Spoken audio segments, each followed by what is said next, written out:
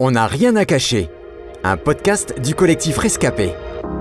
Bonjour Océane. Bonjour Hélène. Merci d'avoir accepté de participer à ce nouvel épisode de notre podcast On n'a rien à cacher. Alors d'après un sondage qui date de 2016, en France, près de 300 000 mineurs étaient pris en charge par la protection de l'enfance et placés dans des centres spécifiques. Et bien sûr, si tu es là aujourd'hui, c'est parce que tu as un jour fait partie de ces enfants. Océane, peux-tu nous parler de ton enfance, justement ? Je crois savoir qu'elle n'a effectivement pas été simple pour toi. Alors, effectivement, mon enfance, ça n'a pas été simple. Dès ma naissance, en fait, j'ai été placée en pouponnière parce que, ma maman était fragile psychologiquement, puis mon père n'était pas là. Et elle m'a récupérée à mes 1 an. Une fois qu'elle a pu être stabilisée, etc., avoir un appartement, un travail. Mais du coup, voilà, j'ai grandi seule avec elle, sans mon père. Et à l'âge de mes 11 ans, elle tombe malade et elle décide quand même de reprendre contact avec mon père. Je l'avais jamais vu. Et c'est vrai que ça n'a pas été simple, du coup, de faire cette démarche-là. Et suite à ça, au collège, etc., il remarquait que du coup c'était pas simple pour moi, donc je voyais beaucoup les assistantes sociales, les psychologues scolaires, et c'est là où du coup les services sociaux sont intervenus. Ils m'ont fait comprendre que je pouvais pas rester avec ma mère. À l'âge de 12 ans, donc, tu as dû choisir entre vivre en foyer ou habiter chez ton papa. Quel a finalement été ton choix et peux-tu nous expliquer pourquoi ? Voilà, c'est là où oui, le choix que j'ai dû faire entre le foyer ou aller vivre chez mon père, que je venais tout juste de retrouver en fait. J'ai décidé d'aller vivre en foyer. Donc avec ma mère, voilà, je lui en voulais beaucoup dans le sens où j'avais l'impression, voilà, qu'elle n'était pas présente pour moi comme il le fallait. Ouais, j'avais comme ce sentiment d'impuissance où je pouvais rien faire en fait, où j'étais vraiment qu'en train de subir et c'était tout quoi. On peut donc dire que tu as plus ou moins été livrée à toi-même. Qu'est-ce qui a été le plus difficile pour toi ? Selon toi, quelles ont été les conséquences pour ta construction en tant qu'adulte ? Le plus difficile pour moi, c'était vraiment d'aller vivre en foyer en fait, de me dire je dois partir de chez ma mère et je dois aller vivre dans un endroit inconnu. Et en grandissant, ça m'a amené une sorte d'instabilité dans ma vie, chez moi, dans tous les domaines de ma vie. Alors j'imagine que de vivre en foyer, c'est pas du tout comme faire une colo. Comment as-tu vécu tes années en foyer, justement ? Le foyer, effectivement, c'est pas une colo. Quand j'ai dû prendre cette décision devant le juge, le mandat qui a été dit, c'était 1 an au foyer. Et en fait, ça s'est transformé en 4 ans, jusqu'à ma majorité.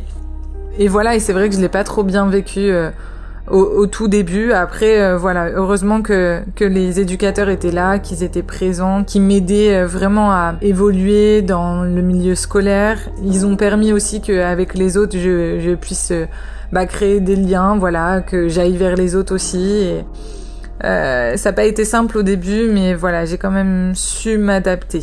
Alors aujourd'hui, Océane, tu vas bien. Tu es une adulte épanouie. Peux-tu nous dire quelle est ta relation avec tes parents à présent ? Avec ma mère, on essaie vraiment de petit à petit retrouver, on va dire, nos rôles. Que je retrouve mon rôle de fille et elle retrouve son rôle de mère, même si j'ai pas envie de mettre ça de côté. J'ai vraiment envie que ça devienne une force. Ça m'a permis de devenir ce que je suis aujourd'hui, donc... Et avec mon père, je garde toujours des contacts et on essaye de se voir de temps en temps, malgré le fait qu'il habite à 500 km de moi. Mais avant d'en arriver là, j'imagine que tu as dû passer par des moments de souffrance. Est-ce que tu peux nous en parler un peu ? En 2017, du coup, c'est un peu l'année charnière qui a été vraiment compliquée pour moi. En fait, j'ai rencontré quelqu'un et ça a été vraiment une relation destructrice. Et en plus de ça, l'état de ma mère c'est vraiment dégradé à ce moment-là. Donc il y a un moment donné où malgré le soutien que j'avais autour de moi avec mes amis, etc., c'était plus possible. En fait, il fallait que ça change. On m'a conseillé de me faire hospitaliser et j'ai fait le choix de me faire hospitaliser en hôpital psychiatrique. Mais alors, comment tu t'en es sortie ? Comment as-tu pu avancer, pardonner et te relever ? durant cette hospitalisation, il y a un ami qui est venu me voir et avec lui vraiment on parlait de tout. Il y avait, il y avait de la transparence et donc il me parlait vraiment aussi de ses croyances, etc. Il m'a fait comprendre que je pouvais pas rester comme ça, que justement il fallait que ça change, que la seule personne, on va dire, qui pouvait m'aider, c'était Dieu, quoi. Et un jour, il me dit, du coup, il m'invite à un concert dans une église. Et durant ce concert, en fait, il y avait des musiques, qui parlaient de paix, qui parlaient de joie. Et en fait, c'était vraiment ce que j'avais besoin à ce moment-là. Et j'ai vraiment ressenti quelque chose de fort, qui me rassurait vraiment, comme quelqu'un qui me prend dans ses bras tellement fort et qui me fait comprendre que ça va aller. C'était vraiment ça. Par la suite, il m'a conseillé, du coup, d'aller dans une église et il m'a donné une Bible. C'est vraiment ce qui m'a aidé d'aller dans cette église. Et c'est là-bas où vraiment j'ai réalisé que, en fait, Jésus, il était mort pour moi. Que tout ce que je supportais à ce moment-là, lui, il l'a pris à la croix, en fait. Aujourd'hui, c'est ça qui m'aide à vivre pleinement ma vie, quoi, de femme. Alors, comme tu sais, on aime bien donner des conseils. Pour terminer ce podcast, est-ce que tu pourrais donner peut-être des conseils à celles ou ceux qui ont été abandonnés par leurs parents ou qui vivent actuellement au foyer ? Que leur dirais-tu ? C'est de réaliser que c'est qu'une période, que même si c'est pas simple, c'est des moments où il faut saisir vraiment la force.